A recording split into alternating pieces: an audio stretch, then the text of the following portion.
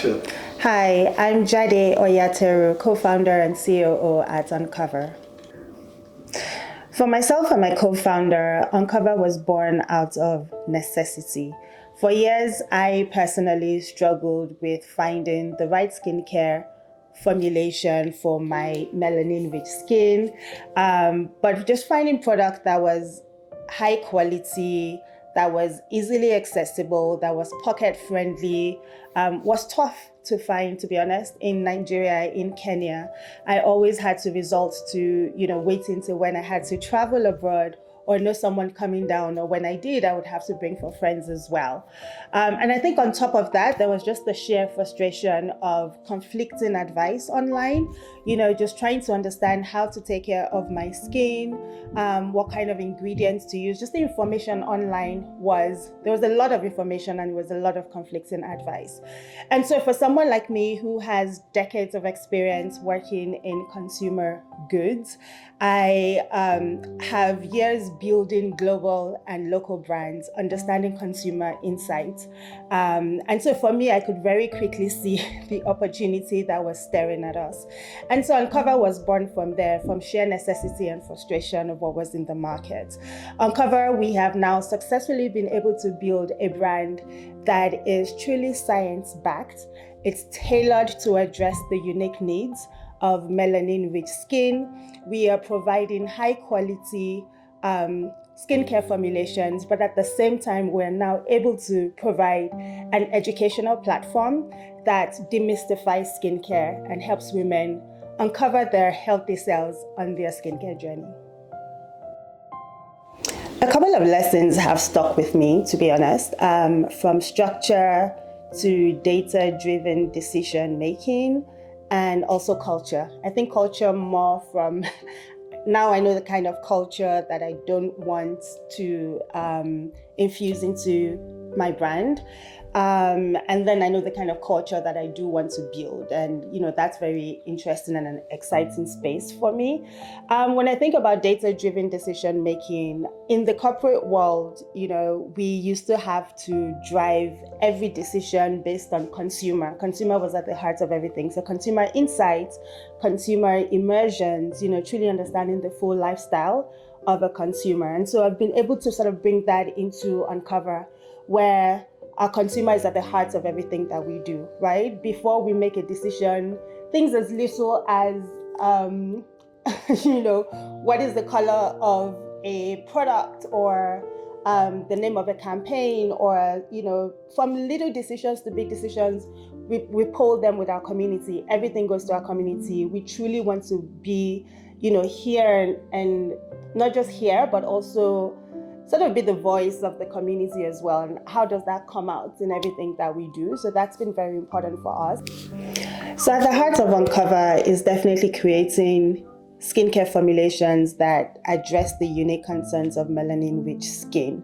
There are a couple of things that we have done to make sure that we are able to achieve that. One is working with leading formula scientists that are also women of color. They have decades of experience creating high quality skincare formulation. So having them as part of the team, I think, was very crucial to us to make sure that the people formulating this product truly understand the unique needs for melanin-rich skin. The second thing for us was then clinical testing. A lot of Western brands, there's a lot of clinical testing that's done, but mostly on Caucasian skin. And so inclusivity in our clinical testing was very important. And that is why at Uncover, clinical testing for us is done on women in Africa. So in Kenya, in Nigeria, across the continent, we test and ensure that our formulations are approved by women of color before we go into full production. And so that's very important for us. And the third thing is obviously the ingredients that we use. We were blessed as a continent to have aged-old ingredients or botanicals that have worked for generations. Everything from baobab to rooibos to licorice roots, argan, aloe vera. And so we've taken and combined these African botanicals with high potent actives that most of us probably see in some of our skincare, like salicylic acid, hyaluronic acid, a lot of these other actives, niacinamide. And so we've combined African botanicals with these potent actives to truly create formulations that are highly effective at addressing our concerns as women of color. And so for us, I believe the combination of this is truly what is making us win. We're creating science-backed products that are highly effective. Our products are also made in Korea, which means that we are infusing African botanicals with Korean technology. Korea is known to be years ahead when it comes to skincare technology. And so how do we, from an innovation perspective, drive these botanicals with K-beauty technology to truly give women of color, myself and you, the best possible formulation at addressing our skin concerns? I will definitely say focus. Being able to balance our rapid growth with sustainability, I think, is one of the toughest lessons. As a founder, it's very easy to get distracted. It's very easy to get excited about every possibility, market expansion, product expansion. Everything looks like something shining. It feels like an opportunity you don't want to miss. But I think in that, what I've really learned is opportunities are there and they're amazing, but what you really need is making sure that your foundation is solid, right? And by making sure foundation is solid we've had to take a step back and just making sure that we go back to basics in terms of processes, in terms of structure, in terms of the right team in the right seat. So a lot of these things, and also putting the consumer at the heart of everything we do. I think once you're able to balance this, so you have the right processes in place, you have a strong supply chain, which is a nightmare and a conversation on its own. But having a strong supply chain, having the right team that's fully aligned on your goals and your vision, you have the right values, sets, and culture.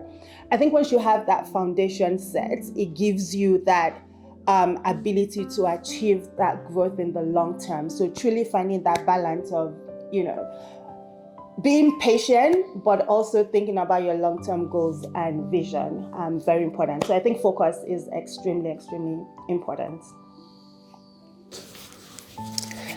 I will definitely say the beauty manufacturing ecosystem on the continent. It needs a lot of focus.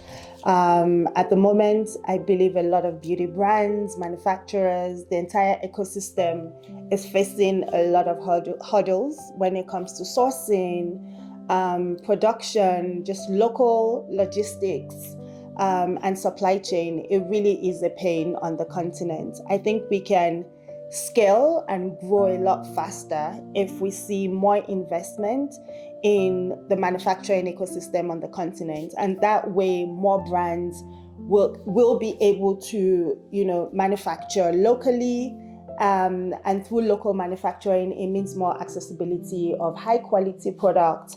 It means that they are more affordable as well.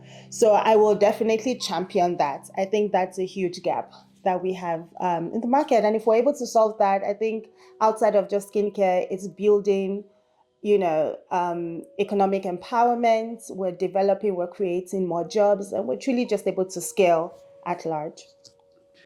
Very quickly, I'll say funding. Access to capital still remains a big barrier for female entrepreneurs on the continent. I believe that, we need to just be able to create more space for women entrepreneurs to access capital to grow. There's a lot of research that truly says that female entrepreneurs and businesses led by female entrepreneurs are actually equally, if not more, profitable than their counterparts. And so I believe that even from an economic development, ensuring that female businesses can grow and thrive will have huge impact on the economy. So yeah, definitely funding. I think there's one part of making sure that women can access funding. I think also for women to, step up and really just take space and, ask for the funding be brave, dare, dare to ask for funding. I think we have our parts to play, as well as ensuring that we do secure access to capital. That failure is not the opposite of success, it's a part of it. And I think that has taken some time to learn. A lot of times as founders, we tend to take failures or rejection so personal because you're so ingrained in the brand that you're building. But I think I've come to learn, and which is a great lesson for me, that failure is part of the process. It's part of the success journey. It's not the opposite of it. And when you fail, it doesn't mean that, I, as Jade, have failed. It just means that we need to keep trying and find the right route. And so that for me, it's taking time to get there, but I am there and I'm on that journey. As a founder, you will make some decisions that are probably not the right ones. Again, it doesn't mean that you are that you don't know the job or that you're not smart enough. It just means that with the information you had, you made the decision. And if it's not the right one, it's fine. We move on, we learn from it, and then move on. So I think for me, that has been a strong lesson and learning curve on the journey. At Uncover, we just don't talk. We actually live what we say. Empowering women is at the core of the brand. We have 100% female leadership team at Uncover that I'm extremely excited and proud of. Our head of finance, our head of supply chain, our head of brand, head of sales, head of commerce, all these women, they are all women. Co-founders are women. So we're truly building a brand that's built by women, led by women, for women, and driving a female community. And so that for us, I know we have to, at some point, level up the diversity in the team. But I'm really excited that we're able to champion, empower, train, the next generation of female leaders at Uncover. And we're playing our parts. And that's something that's very exciting for us. Thank you.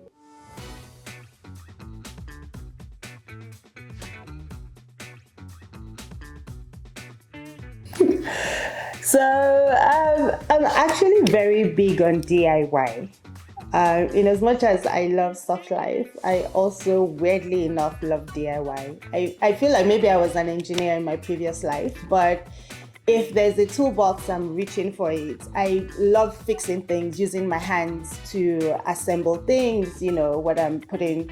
I get so excited putting a desk together, or putting a bed together, or fixing something that's broken. It's weird, but I just really enjoy using my hands to solve problems and bring things back to life. But yeah, that's something where people probably don't know about me, but I thoroughly enjoy it. And so I have also left my husband, I think he's now spoiled. He's very spoiled in that department because I fix things in the house. I just thoroughly enjoy it.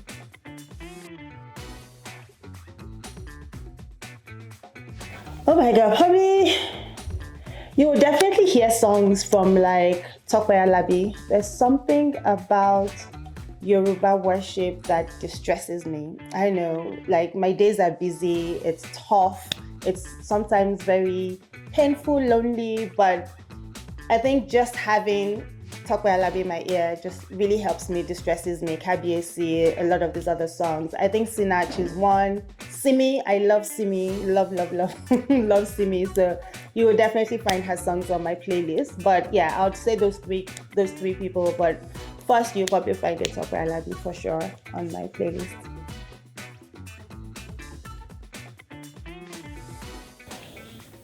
It would have to be somewhere remote, somewhere breathtaking. When it comes to vacation, for me, it is relaxation. So if you're someone who likes to go on vacation and you want to do tourist activities, you want to learn about culture, like miss me with that. I think for me, if I'm going on a vacation, it needs to be beautiful, it needs to be sleep, lots of sleeping, lots of chilling by the beach, pool, Just relaxing. For me, that's vacation. I was in Maldives recently, and for me, that was like the best ever kind of vacation. So it would have to be something similar to that. Maybe a Bora Bora, somewhere nice. I don't know. But yeah, it has to be somewhere breathtaking and relaxing, very remote, away from everything and everywhere. I don't want to be going into town and trying to, understand and doing tourist stuff and showing me this is the house that king, whatever, lived. No, that's not vacation. But yeah.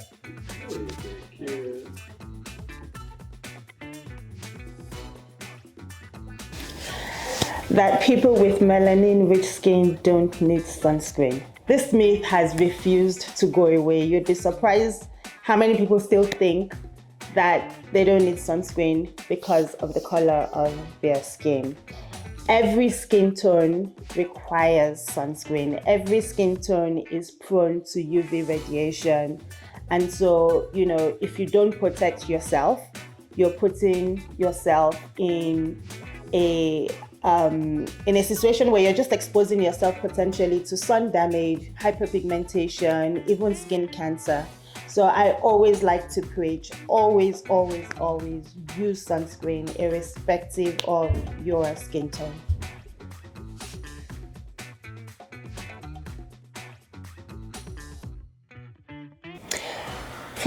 I have so much respect for Nigerian women building businesses. There's so many. I think that jumps to mind right now will probably be Eloho and Odun at First Check Africa. They're doing amazing work we talked about providing funding for female-led businesses on the continent. Ifedayo Duosimieti of Her Economy, she's doing amazing, just truly building the first female-focused banking on the continent or in Nigeria. We've got Maya of Ingressive Capital, Chioma of Pay Hippo, Shubu of Beauty Hut, who's building like an amazing retail destination or beauty destination on the continent. We've got Aishat of Myra Champ. I think there's just so many Nigerian women are doing amazing things across different industries. And, these women are breaking barriers and leading the way for other women as well. So keep doing amazing. I'm sure there's many other Nigerian women doing amazing things. But yeah, I do want to shout out those women. This International Women's Day, let's not just celebrate, let's accelerate action towards breaking barriers and creating a future where every woman can thrive. Happy International Women's Day.